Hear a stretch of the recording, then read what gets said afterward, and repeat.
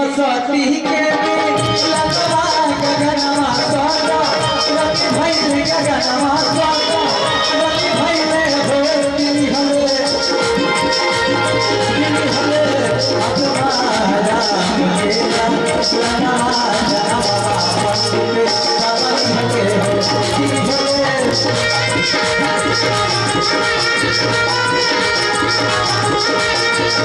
दिली हले पंडित कमल राजा नमः बधैया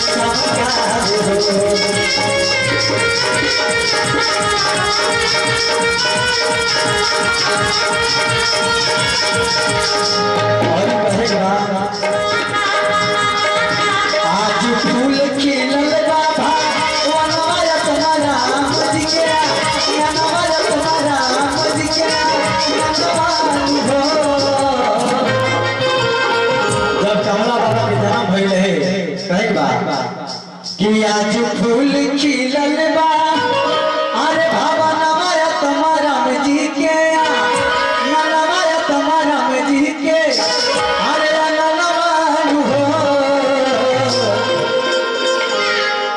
की बातें खुदे की छौसा में जनवा बधैया सुमन संसार की हमें कमला बाबा की जनवा बधैया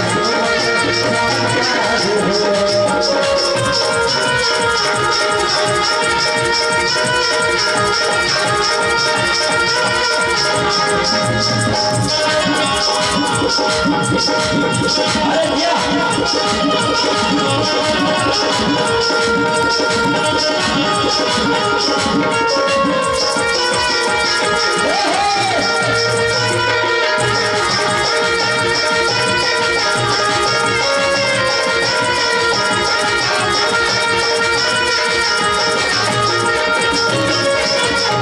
देखिए पूरा कमेटी से बहुत सोहर से बहुत मिला कहे का बा आत्मा राम जी लुटावे जनवा की खोली के जनवा की खोली के जनवा हो